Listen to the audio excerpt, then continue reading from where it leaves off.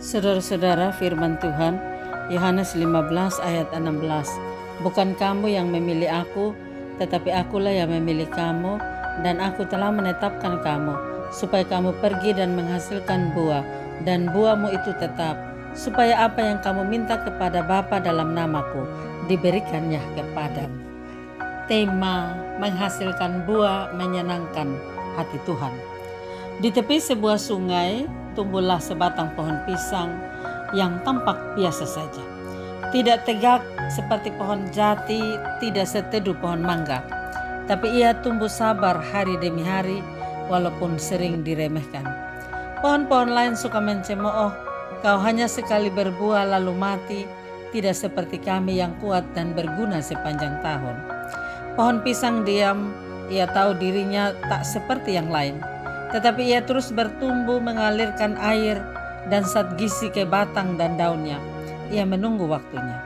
Musim pun berlalu, suatu hari ia mulai berbunga, dan dari kuncup besar itu tumbuhlah sisir-sisir buah pisang yang banyak dan matang serempak. Anak-anak desa datang memetik, ibu-ibu membawa ke dapur, dan petani pun bersyukur. Beberapa minggu kemudian, seperti yang alam tentukan, pohon pisang mulai layu, daun-daunnya menguning, batangnya melemah, tapi tak lama dari sisi akar-akarnya tumbuh tunas-tunas baru, anak-anaknya. Sebelum benar-benar merebah, pohon pisang sempat melihat buahnya berguna, hidupnya tidak sia-sia. Dan dari tubuhnya tumbuh generasi baru. Ia hanya berbuah sekali, tapi cukup memberi banyak berkat.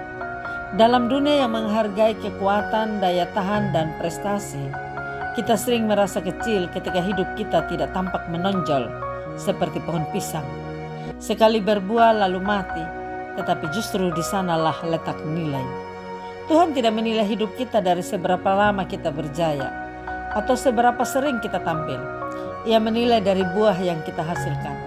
Apakah hidup kita membawa dampak bagi orang lain? Apakah ada kasih, kesetiaan, dan pengorbanan yang keluar dari hati kita? Pohon pisang berbuah hanya sekali, tapi dalam satu musim itu, ia memberi makna, menghidupi, dan menumbuhkan generasi berikutnya.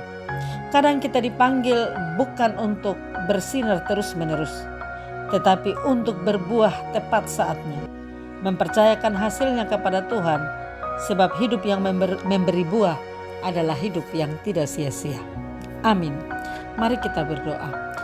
Tuhan Yesus, kami bersyukur dan berterima kasih karena kami diingatkan lewat sabda-Mu untuk hidup berbuah, menghasilkan buah yang baik, dan dengan demikian mampu menjadi berkat.